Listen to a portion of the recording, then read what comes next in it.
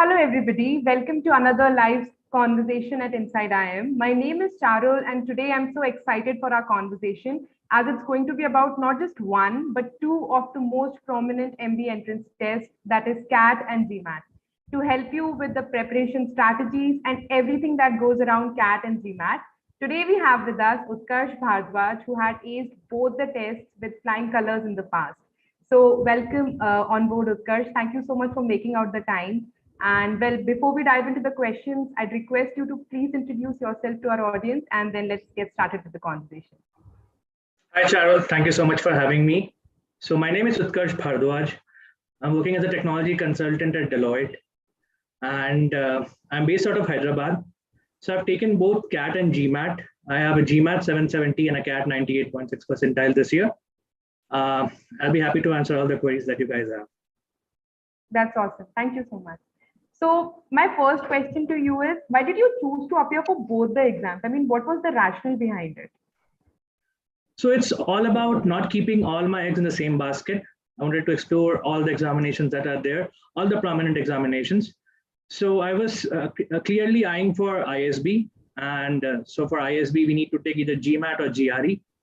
GMAT seemed to be a more suitable option as I was preparing for CAT as well. And hence I decided to take both CAT and GMAT. Okay. So what was the major difference did you feel in both the exams when you were preparing, and then when did you finally write for it? I mean, so the DILR section is completely different. Right. You do not get a DILR section as such in GMAT. We do have an integrated reasoning section, but that deals with more of a data interpretation view rather than logical reasoning view. And the verbal section is completely different. We do have reading comprehension in GMAT and CAT as well, but CAT RCs are more verbose as compared to the GMAT RCs. GMAT RCs are more critical reasoning based RCs. So they are, I mean, they test more of your critical reasoning rather than your comprehension abilities. Right. So additional sections that we have in GMAT are sentence correction and critical reasoning section. Sentence correction is more of the inheritance of verbal that you have in yourself. It tests more on the grammatical concepts, more on the subject-verb agreement, tenses, phrases that you might have learned in your primitive years. And hence it becomes very, very difficult for people who are from, say, a vernacular medium or from a different medium of education. So GMAT is more of a critical reasoning based examination, and CAT is more of a, very vast syllabus as compared to GMAT syllabus. Right. So, Utkarsh, as you took these two particular examinations, we see aspirants making different permutations and combinations as well. Some write CAT plus ZAT, and there are various other exams. So, what do you think are the basic factors people should consider before choosing any exams? I mean, based on personal abilities and other external circumstances as well. So it's mostly dependent on the experience that you have, the work experience that you have. Right. So if you are someone who is touching 2 years or above experience, you should definitely give a hit to GMAT because it opens a wide variety of B schools to you. It opens SPJMR and MDI for sure, as well as it opens your door for ISB, for which you need to have minimum 2 years of experience. So, if you are reaching 4 years or 5 years, then GMAT becomes a more reliable option as it opens door to 1 year MBA as well. So it all depends on the year of experience that you have. If you are a fresher, you can definitely take permutations such as CAT, NMAT, ZAT, and SNAP. But if you have relatively high experience, then definitely take a hit at GMAT. Sure. So can you please walk us through your journey at scoring such a high score at GMAT? Like, was it your first attempt? How has it been in the past? Sure. So this was my second attempt. Earlier, I scored a 720. So I took GMAT for the first time in 2020 in the month of December. That happened post my CAT examination. So I started preparing for GMAT in the month of June 2020. And it took me 2.5, 3 months to complete the entire syllabus and to jump into the mocks. But since I felt that I was not very ready for the examination, I kept on delaying it. And once I was done with my CAT examination and I knew I didn't do really well, then I took my GMAT examination just 1 month after my CAT examination. So this was my second attempt. As I mentioned, in my first attempt, I was able to score a 720, which I felt was more than enough to get into any B school in India. But ultimately, the jump factor and everything that is involved with being a general engineer male pushed me to take GMAT again, and I was fortunate enough to score a 770. Sure. So, Utkarsh, before we go ahead with our questions, we have a question in the live chat. Someone says that I am in the final year of undergrad targeting ISB YLP program. I have started with the prep recently and I have 3 months in hand. I feel like completely focusing on CAT and avoid GMAT. Oh, sorry, focusing completely on GMAT and avoiding CAT. Do you think that would be a wise decision? So, so the preparation strategy for both the examinations are different. For GMAT, you need to be very, very serious with the verbal section. You don't have to be very, very strong with the quant, because the quantitative ability in GMAT is relatively easier as compared to CAT. So if you think that you have a strong base in verbal, then you can definitely go for the GMAT examination. But if you think that quant or logical reasoning and DI is your strong suit, then you can definitely jump to taking CAT as well as GMAT together. Right. Utkarsh, we have one more question here. I remember you were saying that it depends on the number of work experience, and based on that, people should go for and go behind the exam. So what if somebody wants to like upskill themselves and have 11 years of work experience? What should be the way ahead? I mean, for them, CAT is not an option. They must take GMAT or GRE. For GMAT, you need to be, the preparation strategy is very similar, quant, and you need to prepare for quant and verbal reasoning. And for GRE, you need to have a different route. They have a different verbal system. You need to have, be very well versed with synonyms and antonyms. So that's a different route. So for people with 11 years of experience, higher experience, GMAT is the only route, and they should go ahead with that. Sure. Thank you so much. So Utkarsh, can you please walk us through your CAT preparation journey? Section by section, if you could tell us in detail. So, being an engineer, quant was always the strongest suit. But fortunately for me, I had a strong hand in verbal as well. So I have continuously scored 99 percentile, 98 plus percentile in verbal, which has also helped me in my GMAT preparation, because it actually shifted my entire preparation to just some topics, because I was, fortunate enough to score really well in other topics. So the entire CAT preparation has helped me grow really well in GMAT as well. I had hiccups in LRDI. Everybody has. Every year LRDI is tough as compared to other sections. So LRDI and some sections of verbal needed my attention. Otherwise, the entire preparation for CAT and GMAT was overlapping. Okay, sure. And I believe that we have this analytical writing skills section in GMAT as well. So how did you specifically prepare for that? So for analytical writing assessment, you need to be very critical. So they'll provide you a problem statement, and you need to, criticize it, either be in favor of it or be against on it. And you need to put on examples and theories to support that statement. So I did not prepare specifically for that section because it doesn't count to the entire 800 part. But yeah, my preparation for the RCs that I've been doing helped me prepare for that section as well. Sure. And what were the basic resources you have been using? Some specific coaching for GMAT or something like that? So for GMAT, the resources, the most trusted resources are the official guidebooks, the verbal, the verbal and the quant book, and the official guidebook that is available by the MBA.com. That is the holy Bible for the entire GMAT preparation. And I took a coaching. So I forgot to mention that GMAT has a few different sections as compared to the CAT examination. So we had, as I mentioned, sentence correction is not a part of CAT. Critical reasoning is not a part of CAT. And in quant, we have a section called data sufficiency, which is not available in CAT examination. So for covering those topics, I took a coaching, Crack Verbal. That's an online coaching. And I used to, attend their classes and solve the questions that they were giving me. Sure. Utkarsh, we have a question here saying, what efforts did it take to reach up to 770 from 720? So to be very honest, it was more of a luck factor for me, because I never scored a 770 while I was taking the mocks. I was able to score a 750, but 770 was a long shot for me. So luck favored me on that day. That's one thing. Right. Apart from that, I actually targeted the weak points that I had. So I observed that I was not doing well in sentence correction section. So I picked that section. I solved questions from the official guidebook and the questions that are available at the GMAT club. So I started improving on that sentence correction section, and I was able to improve my score from V37 to V46. So luck as well as finding the right section to work on helped me improve my score. Right. So I'm guessing your first experience helped you to understand your strengths and weaknesses at the same time, and then you build on accordingly. Yes. That's awesome.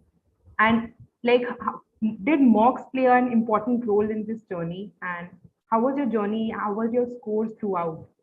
Absolutely. So mocks are the really important factor for any preparation, be it CAT or GMAT.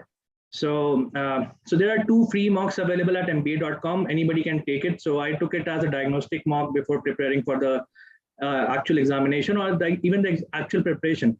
So my first mock score was 650, and they gave a detailed analysis on which section I was lacking. So I started picking on those sections. So data sufficiency was not a part of CAT, so I didn't do well in that section. I didn't do well in some critical reasoning questions as well. Maybe bold-faced critical reasoning or some assertion-based critical reasoning, I didn't do well in them. And sentence correction was a section that I needed to work on. Right. So I started building on those weak sections, and I took more mocks. So I took nearly 9-10 mocks, and I ended up scoring till 750. Okay. So, and 770 was your first shot? 770 was the final score, yes, in the second attempt. Right. So, like you have been talking about critical reasoning, were there any specific strategies and tips you had come up with during your journey for CR? So for critical reasoning, you need to understand, so the options were very close. So you need to basically understand what the question is demanding. Okay, so some questions will be, so there will be very thin line between 2 options. So you need to, elimination is the most important strategy that you need to learn for critical reasoning. Right. So for critical reasoning, I started working on eliminating the wrong options. So as soon as I started, mastered that act of elimination, I started doing well in that section. Right. So Utkarsh, as we have seen that you have aced actually both the tests with great scores, but there are people who find it very difficult to strike a balance, because even though the subjects and the topics go parallelly, but still there is certain amount of difference in both the tests. So how do one strike a balance and eventually try to do well on both the tests?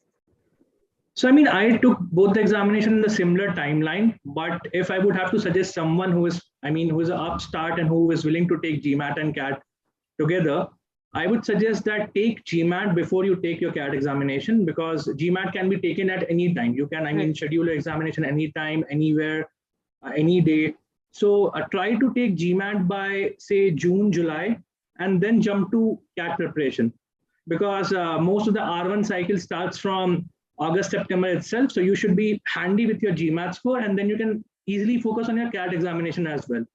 Right. So I would suggest not to, go with GMAT and CAT together, but it worked for me. It might not work for a lot of people. Right. So as you said that we can choose our own date and timeline for GMAT, do you think that it helps one? Because I believe GMAT can be taken multiple times during the year's timeline, and CAT happens just once. So yes. Did it, ease any sort of stress for you? It did actually. So GMAT is now allowing people to take the examination from their home as well. Right, right. So that really eases your stress. It gives you a warm, comfortable environment to take your examination on, and you can easily take your examination at your own will, anywhere you want to take. So that really takes off the tension that comes on the test center as such, right? Sure. So that really helps. Okay. And as you said that you were preparing for both the exams simultaneously, and there wasn't much gap between the final dates of your exams. So did you do something extra for CAT while you were preparing for GMAT? We have this question in the live chat. Okay, so for CAT, so I was planning to take my GMAT examination in the month of September, but then I realized that I was not very prepared for the examination. So I dropped my GMAT preparation at that time, and then I completely shifted my focus to CAT. Because for CAT also you need to take a lot of mocks, and September, October is the phase where you take a lot of mocks and prep yourself for the actual examination. So I had to leave my GMAT preparation in the month of September, and then once I was done with the entire CAT thing, I jumped to the GMAT examination. So that is where I am, I'm telling people to not, take this examination in a parallel way. It would be good to get done with the GMAT examination before, and then jump to CAT examination. Right. So Utkarsh, now I would want to talk about the mental aspect you must have had during this journey. I mean, I understand you were preparing for 2 exams, you were even working. So how did you strike that mental balance and, kept yourself cool and calm and still stayed patient throughout? I mean, it took me a lot of preparation, or what do we call it? I mean, I had to sacrifice on a lot of things. I actually stopped doing a lot of things I loved because preparing for 2 different examinations plus with a full-time job is a difficult deal. But yes, so weekdays were settled for CAT preparation, and my weekends were mostly for GMAT preparation. I used to give my entire day in the weekends for GMAT prep, and I used to allocate 2-3 hours every day for my CAT preparation. So that is how I juggled with my CAT and GMAT preparation simultaneously. Sure. And can you please narrate a story or the lowest point you must have had during the preparation journey? Okay, so the lowest point I actually felt was when I got rejected by ISB. So for the people who are watching this, I got rejected by ISB twice. And that was not with my 770 score, that was with my 720 score. Right. At that point, I thought that 720 will be sufficient, but I couldn't make it. Then I thought that maybe I should optimize my GMAT score, because people have been saying that GMAT score is mostly like the height of a basketball player. I mean, it doesn't necessarily add anything to you, but the taller you are, the chances of you having a basket is higher, right? Right. So, I mean, the lowest point was when I didn't get into ISB, and I started feeling that I need to go through the grind again, because it is very frustrating to prepare for all the examinations simultaneously and with a 14-hour, 13-hour job. So yeah, that was my lowest point. But I think ultimately it went well. So I'm glad that it went well. I'm so glad to hear that. And like we see people talking about profiles, and they keep asking if this certain profile will help them get into this particular school with the XYZ GMAT score. So how much importance do you think this profile play in this whole picture? So profile is important, but at the same time, I think schools have been preferring people with high GMAT score. So as I mentioned, GMAT is like the height of a basketball player. Right. So the higher the GMAT score, and the more your chances are. Okay, so make sure that you give your best, score your optimum score, because you can, take GMAT in the interval of 2-3 weeks. So if you think your GMAT score is not at par with your potential, you can definitely retake it. So the higher the GMAT score, the better it is. Of course, profile plays an important role, but you should be having equally good GMAT score to get into your dream B school. Sure. And can you please suggest a few ways in which someone can fix the profile and get those spikes somewhere so that they're able to come up stronger? So I have been told that work experience is something that we can control right now. So make sure you do really well in your work experience, the work that you are doing, the company that you're working in, get some awards, get some appraisals, get some appreciation mail from the leadership that can really add up to your profile as well. So some schools have marks for the quality of work experience that you have. So that's the only thing that you can work on apart from the GMAT score factor. So make sure you do really well with your work experience part as well. Sure. Utkarsh, we have this question in the live chat saying, should I start preparation for GMAT and CAT after my 12th grade so that till I come into my UG, I'll have enough practice? So for someone who is in class 12th, I would suggest do well in your UG, because your UG marks has a really good component, and doing well in that examination will help you get some, brownie points in the interview as well. Right. So for people who are yet to go into their UG or are still in their UG, I would suggest to work on their UG GPA and the UG percentage rather than thinking about CAT and GMAT right now. Right. And Utkarsh, what is your opinion about deciding the career trajectory? This is a general question I would want to put across. I think that you must not have decided CAT and GMAT when you had just gotten into your undergrad or must have completed undergrad. So what were the opportunities and circumstances which you believe have got you here? So I got a job with Deloitte Consulting, and Deloitte Consulting is a very famous recruiter for the MBA circle, right? Right. So once I went into there and I saw people who had an MBA degree and is working in the strategy department or the M&A or say the strategy consulting or management consulting division. So I was really impressed with the work that they were doing. Right. And that really prompted me to upskill myself and take all these examinations and reach to a B school, which can, catapult me to the strategy consulting or management consulting of Deloitte. So that was really a turning factor for me getting into Deloitte and then meeting people of that stature. Right. And that is the reason I believe everybody suggests that you should have some work experience before Yes. going ahead with your MBA. Yes. That's great. Utkarsh, let's jump on to the GDPI part, which you must have had after your test. So how did you prepare for it? How did you target the things you need to work on? Sure.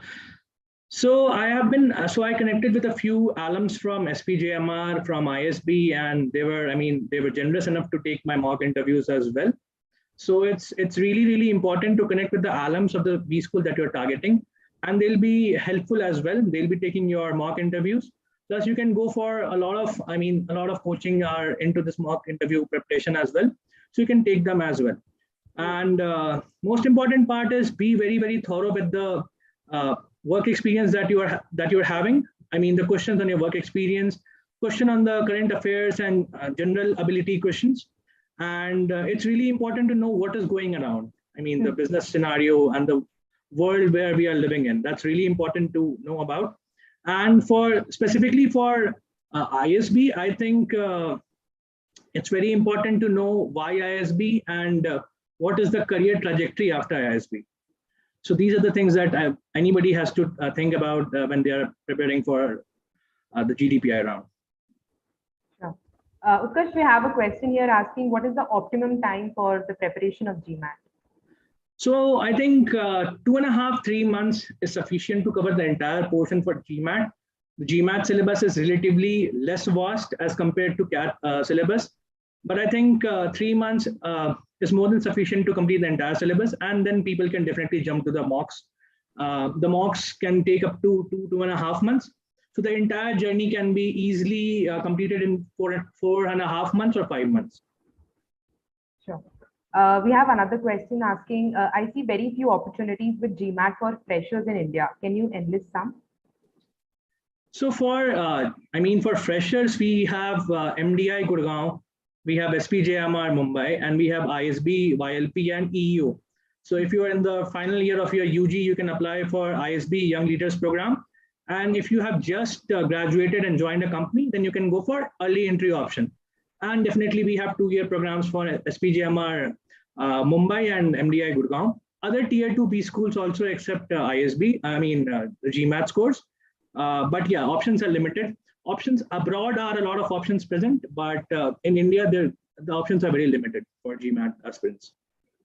Sure. We have a question here asking CAT, GMAT and MBA is fine, but I am from non-tech background. Should I dedicate this year on CAT preparation or skill up myself for data science since I'm thinking a career in consultancy or fintech? Okay, so if you are clear with the trajectory that you want to take, then you can definitely take up data science and all. And if you are specifically, not sure of what you want to do and tech is something that you don't want to pursue, then MBA gives you a wide plethora of opportunities and gives you a lot of options as compared to specifically going for data science. So I would suggest if you are sure that you want to go for data science, then take it. Otherwise, try for CAT and GMAT and pave your way in. Sure. Okay.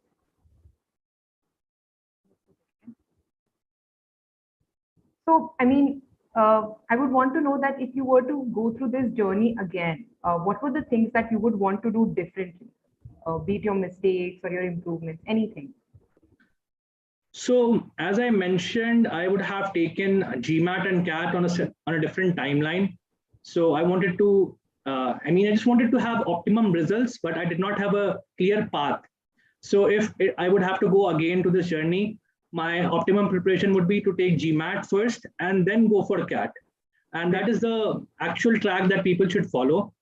And to perform really well in the CAT examination was my dream. But unfortunately, for someone who is from a GEM background, 98 percentile is not much. So if you think you are not able to catapult yourself to a 99 percentile or above, then GMAT opens a lot of opportunities for you. So I would suggest people should also take GMAT into consideration while they're preparing for the entire MBA fiesta. Right. So during your preparation, did you come across any foreign universities as well, which you think are worth applying with the GMAT score? Yes, I think there are a lot of universities in US, Canada, and Europe. So I was looking for a business school in Canada, that is Rotman Business School, and a few universities in US. They are mostly top 15 or top 20 B schools. But this COVID timeline entirely pushed my plans, and I resorted to stay in India. And I think it was a wise decision at that time. So yeah, that's it. Sure. And like Utkarsh, we see people like many business schools have very specialized courses also coming up these days, be it in finance or analytics and stuff. So how can somebody decide onto a particular course as of now?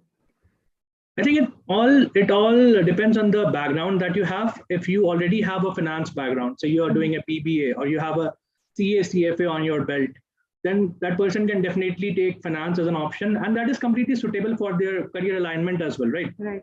And if somebody who is having a say technology background and who is working in a tech firm, so that person can definitely take an information management or BA route, because that is completely aligned to the study and the teachings that they had in their UG. So it completely depends on the alignment that you have, the subject that you had in your UG, plus your personal interest as well.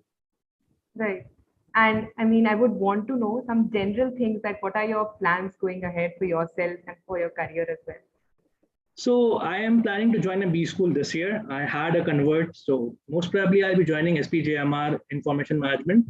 Awesome. And I'm planning to excel in whatever I intend to do. So that is what I'm planning to do right now. Maybe down the line, I'm looking for a job in product management or management consulting, but I'm leaving it to the future right now. Right. And I believe the hustle you have had and the confidence you have will obviously get you where you want to eventually. Thank you so much, Charu. That's awesome. Thank you so much, Utkarsh, for joining us. It was a really insightful conversation, something which we don't generally do on our platform. And I'm so glad that you could make out the time. And I hope it must have helped many aspirants who are tinkering over the thought of taking CAT or GMAT. So thank you so much. And to all our viewers, thank you so much for being patient till the very end. I hope we were able to address your queries. And yes, that's it for today. Thank you so much. Thank you, Utkarsh. Bye-bye. Thank you so much for having me.